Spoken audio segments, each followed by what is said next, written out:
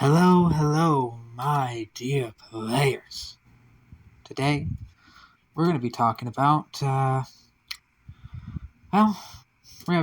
problems that I have with D&D 5e. I'm not going to be talking about anything about 1 D&D because I don't know anything about it. Anything at all. I'm just going to be talking about issues with 5e because it's what I've played with. And it annoys the hell out of me. So yeah, it's what I've started tabletop gaming on. So it does hold a special place in my heart. But there's so many things about it that frustrate me. For one, I think we're just gonna cover this. Sorcerers. So why do sorcerers bother me? So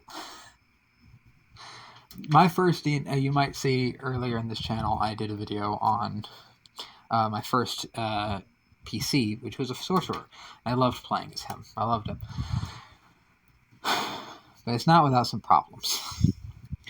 For one, with sorcerers in general, is that I love the flavor of sorcerers. I love it. There's so much prime potential with a sorcerer of any kind. It's just dripping with fun interactions and fun lore and shit like that. However,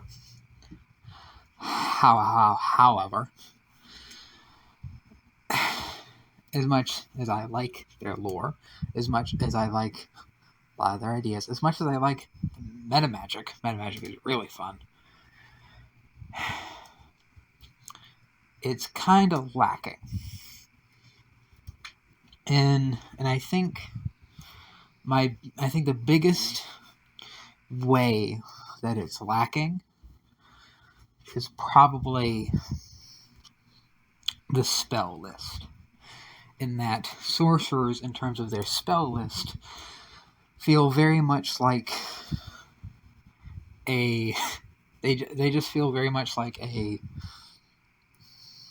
wizard, but not as good in terms of their spell list, which isn't the worst thing in the world, but when you're talking about the flavor behind a lot of the subclasses,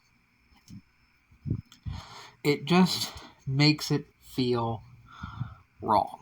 Like, a problem I ran into a lot playing a Draconic Sorcerer, specifically a black-scaled one, is that the acid spells available to sorcerers, and frankly in general, are kind of doo-doo. They're kind of no, they're kind of not good. Kind of not useful.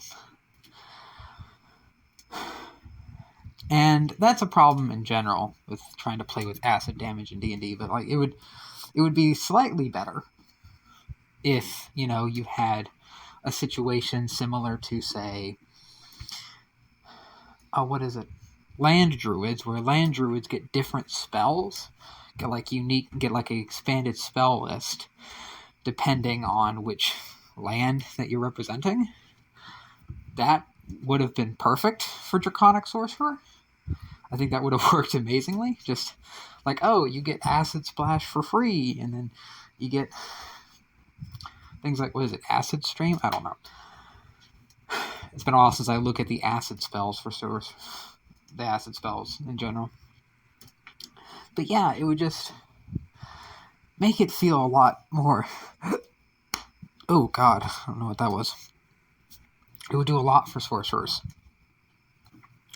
It would do a lot for sorcerers in general to just expand the spell list a little bit for different subclasses, in which that's already a thing somewhat, like Divine Soul Sorcerer, where they kind of went above and beyond that way, because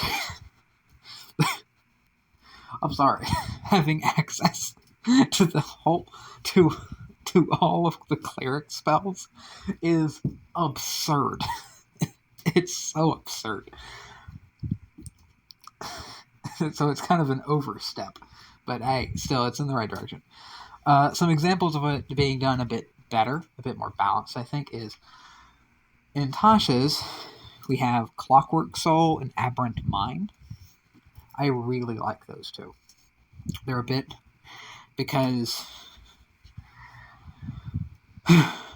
they have like a niche, not just like a flavor niche, which is great. I love a flavor niche, but also they have a mechanical niche kind of in mind, and they expanded the spell list specifically so that it's easier for you to cover that niche.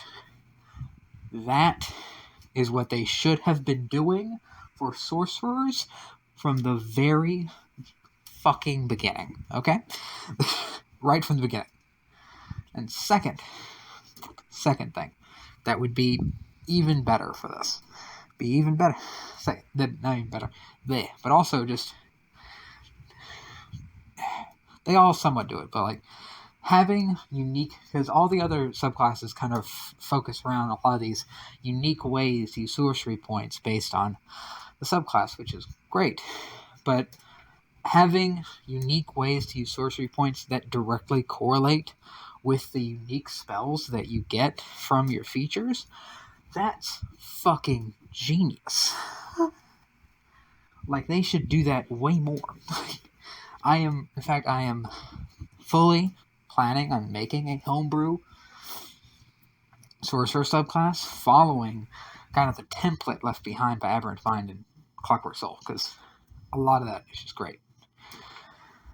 But yeah, and honestly, a little bit of news, I'm actually playing an Aberrant Mind sorcerer in a game that I'm playing in, not DMing, and I thoroughly enjoy it. It's a good time. But yeah, and next thing that bothers me, we're going to go through. I don't know how many I'm going to have. We're just going to fill these out until I get to a certain until I fill out enough time, because I just wanted to talk about some of these. So, second thing is spiritual connection in D&D can be a little annoying in that they kind of have it, they kind of try to cover it with certain like features and stuff for certain classes and whatnot, but they don't really cover a skill for it of some kind.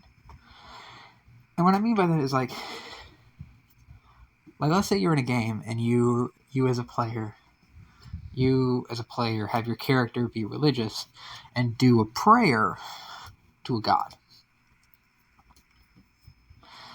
Something that could be really fun, a really fun way to engage with that is to, have a connection be created through the prayer, and then, the player be given something. It doesn't have to be like a grand vision or anything. It could just be like a nice feeling to give them, maybe a little blessing that has a small effect. I don't know. Something. Fun way to reward the player for choosing to partake in this lore activity. And give me 1 minute. Sorry, I had a cough fit. But yeah, so it's a nice way to reward the player, as I said. But there's not... I'm aware that there's some expanded rules here and there for it. I'm sure. Almost sure. But it kind of annoys me that I don't see much addressing to that in an actual game, because most actual games that I've been in and seen in is what happens is that when a player tries to do a prayer to do this connection and have this interaction with this lore, they choose to have it go off of religion as a skill, which doesn't work well because that's intelligence. Religion is an intelligence skill. Because it's a knowledge skill, knowing things about the religion. And there isn't really a skill for like emotionally / spiritually connecting with something in a fashion, like vibing. Isn't vibing, just spiritually vibing. There isn't a check for that. Closest thing you got is insight, but that's examining body language and shit. So, and that kind of frustrates me, because I feel like druids and clerics and pretty much any religious character would probably really like to do that. Not just to, like, I don't know, spiritually vibe with like a thing that they're worshiping, but also something like, vibing with nature in some way to gain something similar, or vibing with spirits in general instead of God. What have you? There's a lot of potential, really fun role play and lore interactions there that are just underserved by 5e. And what has been done to help with that, what expanded rules there might be to help, are never utilized, at least in my experience. And it's a shame. A lot of potential.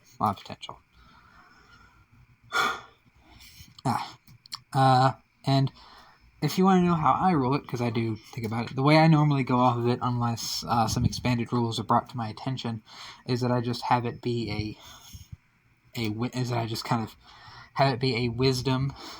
I just have it be a wisdom roll, a straight wisdom. And if it is a god from which they have connected with before, then I allow them to add some type of proficiency to it, depending on their character. That's how I tend to do it. And so, after that, we have... Ooh, what's another annoyance? That I have. I should have written these down. Bro, I really need to stop coming into these videos without anything written down, because I am dumb. I'm gonna pause the recording real quick, and I'm gonna figure something out. I thought of something. I do not. This isn't really a fault with DnD as a system, as it is a lot of players and stuff. I actually don't like multi-classing that much, in that I really like multi-classing as a lore thing, and that as a lore roleplay thing, I really like a lot of the lore implications that come in of like, oh, your character has fallen into worship of a dark patron, and thus you are gaining access to the warlock spells and warlock nature and stuff like that. I really like that. I really like that kind of lore interaction of your character shifting into other class features due to events in the story and that character arc. But I don't like a lot of the other engagements with it, a lot of the really intense min-maxing that goes on with it, and just general makings of a lot of these strange builds that don't necessarily flavorfully go together. And when they make, and sometimes when players make a story based off of them, they don't really try. They're just kind of making something they think would be fun to play. Which, to be clear, I'm not against people making builds that are fun to play.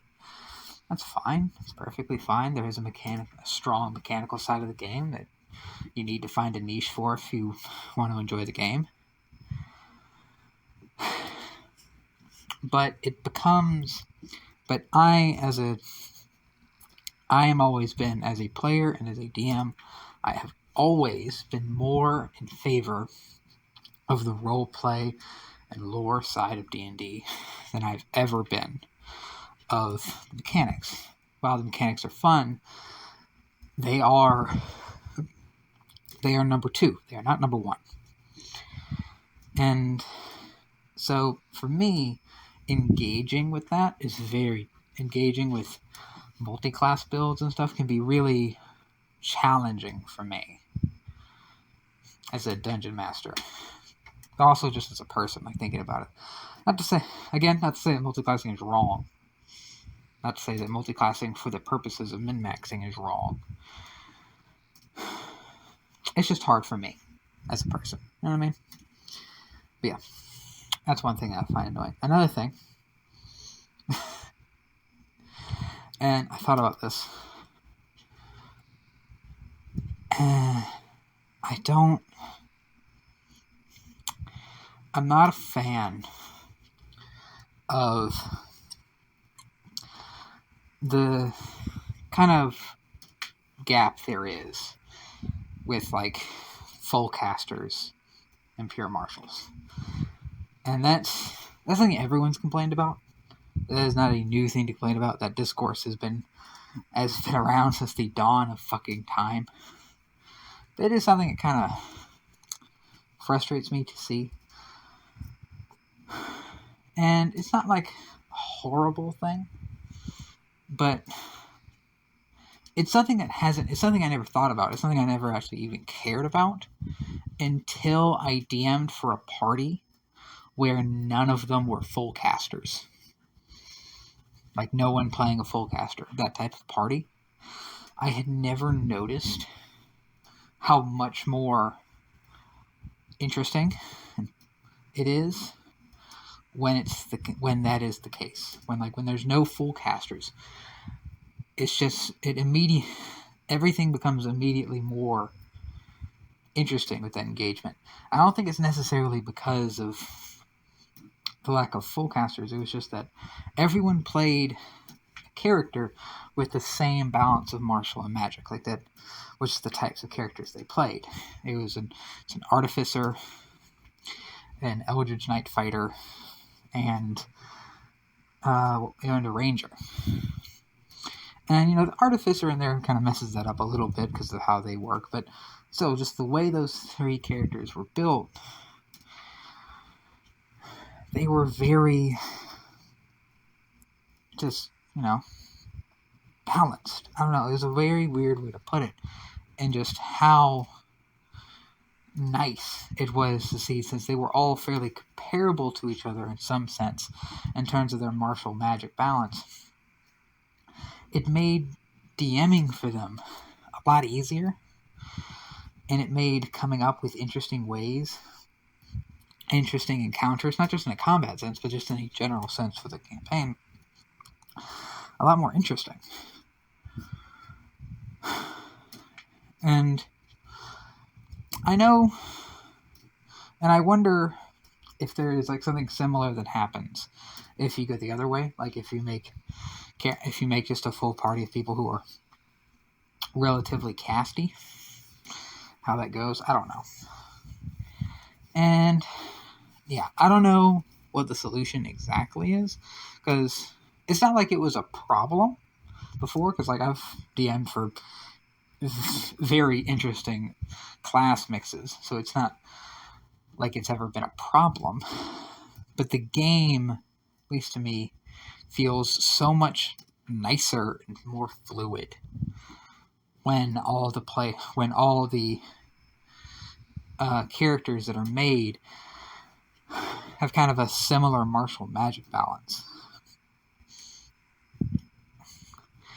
And yeah, maybe it's my lack of experience with bigger parties though, because I haven't really DM'd for a party above 4. So maybe that gets very different past that point. And that's just my experience. Yeah. And, with that, I don't think there's any other things I could cover. I could probably make up more things. I could talk about that problem. No, that's not a D&D problem. It's not a D&D problem. But yeah. Hope you guys enjoyed this very rambly video. I actually, as a bit of a real peek back the curtain, I actually planned for something different, something very different. But when I'd gotten like halfway through recording it, just felt wrong. And while this isn't my favorite, this kind of casual tone that I've kind of been going on, but that I'm kind of going at it, the way I've explained things so far, it's not the best, but it feels better than what I did before, than like the video that I was going to do. So I hope you guys enjoy this kind of casual shooting the shit vibe. And yeah, I'll talk to you guys another time. If you guys have anything that y'all do not like about D&D, or if you have some type of issue with the problems that I've laid out, or something to say about the issues I've laid out, please leave a comment. Tell me about it. I want to hear your opinion. And with that, I'll see y'all next time. Have a good one.